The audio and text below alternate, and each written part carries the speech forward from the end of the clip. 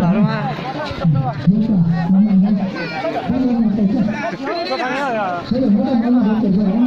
Từ lúc bị cô như cửa tiền. Nó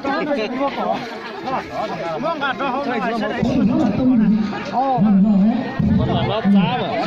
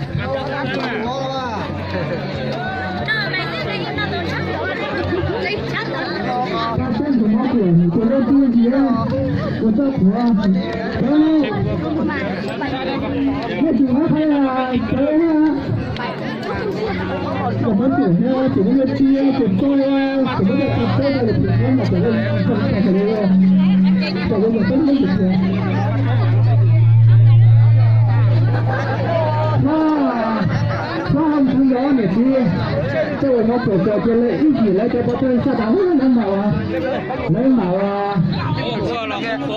cái chỉ xây lên cái ly nó không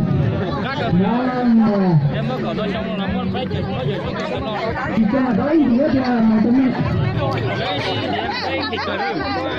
cái nhà chúng ta có nó của cháu đấy rồi là háo thì nó mới nó trở cho nó để làm nó đây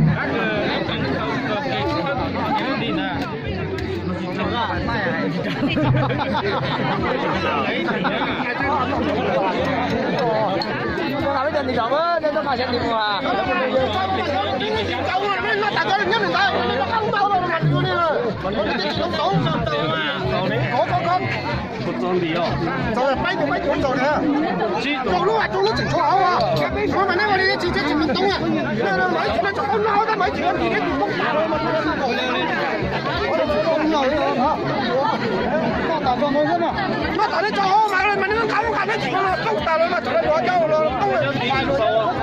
Nó không chọc rồi. nó chủ nó để sao nó còn chán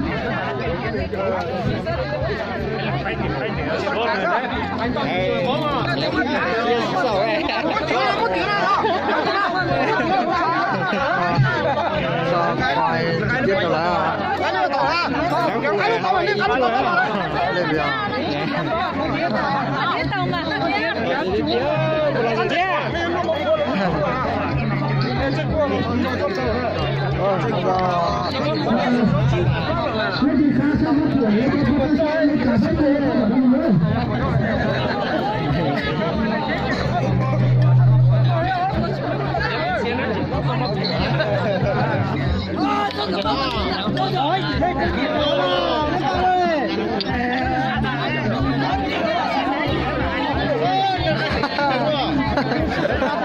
là cái này nó tạm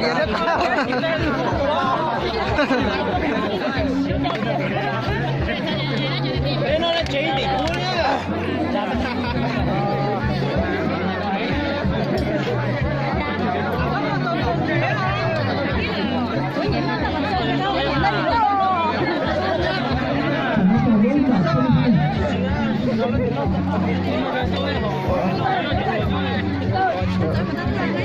này nó thở này thằng bên nó sẽ bên khí rồi thế nào sát bên nói tỏ nó tới này nó tỏ tới này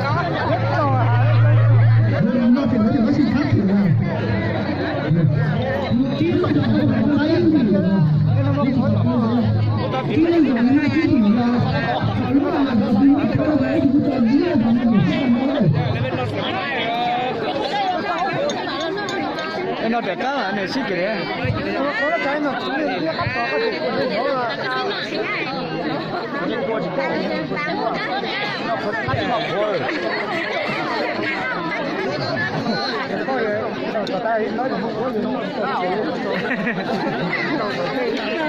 nên nó chia tôi nhắc của cái rồi tôi nóng rồi.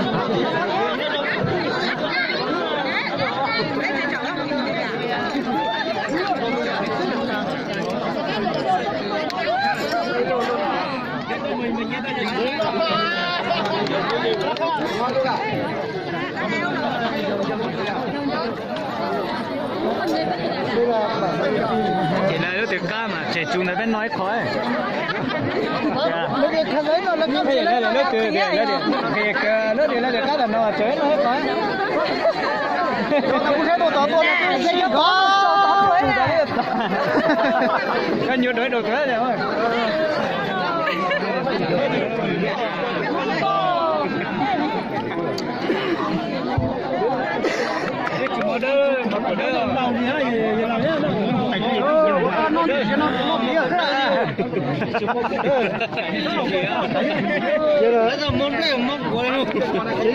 Jadi lo salah kah le ya.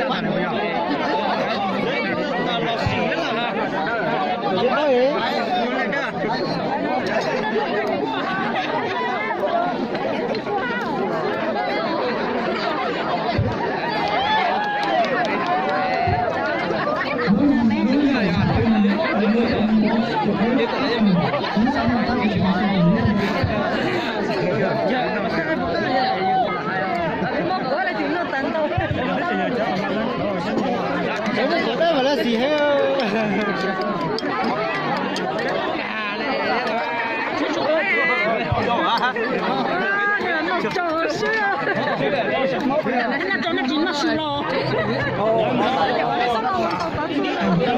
Bây giờ cái này thì nó tiếng rồi bà.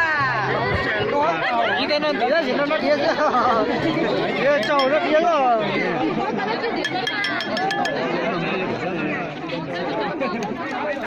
trâu lo chín đầu nó sủi luôn trâu chín sủi lo chơi cái đó mà hồi chế nó nó một chủng có chi khác thì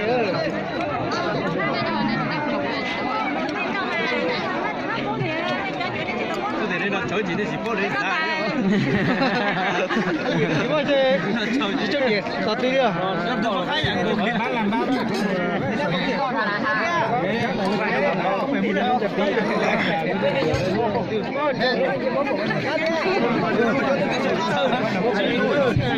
chào mà nhau nó đánh giá đâu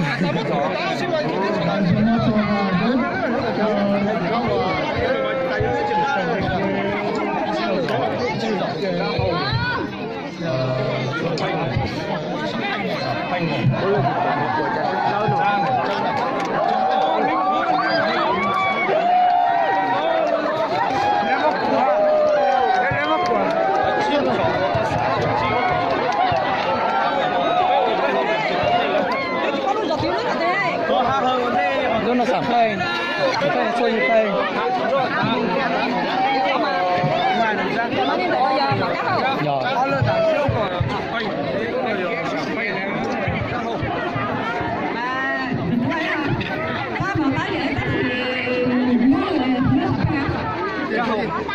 cá hầu mà ý nhận xi mềm gì lúc này nó xả phanh Tao cái giả tại gì à? Lúc mà mò bên gì lúc nào cá tuyên bên lúc này bà cha đi xi mềm gì thế chua phanh mà chua phanh lúc mà chua phanh đi xi mềm gì thế lúc đó mà bữa nay mỗi nhà hai nhà ấy mấy lúc đó rồi mấy rồi mà cho cá luôn là sạp phanh thế luôn mà hạt hở thế lúc thì khác rồi lại này. Bay cho nó mà cái dạng ngồi hỏi cho nó mà cái đó mà giờ chín rồi mình thì. lúc nào phân mình thì mà có mà cái giải đó mà giờ chín rồi. chỗ bay luôn các tầng nó lúc được các đường không đẩy. Bây giờ bay cho nó mà bay lên mà ý dạng đó. Chế độ các đường lên. Mình nói thế. Hiện tại đây mình bay luôn rồi à? Chẳng nói gì thế.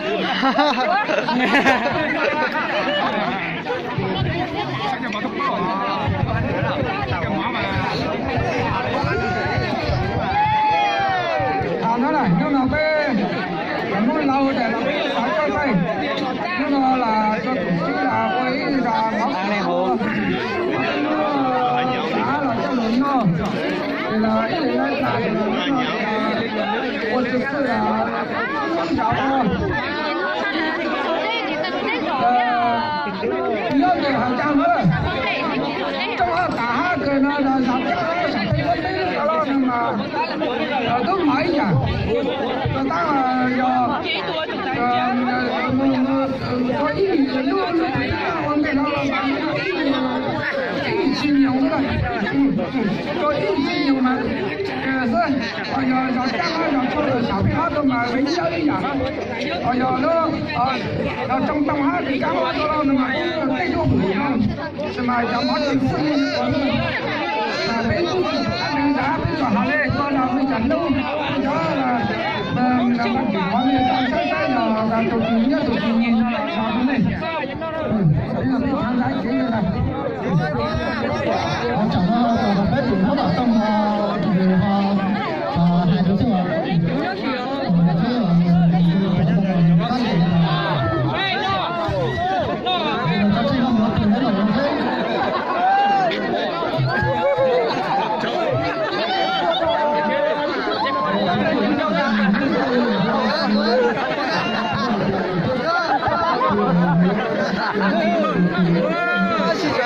con trâu đâu rồi?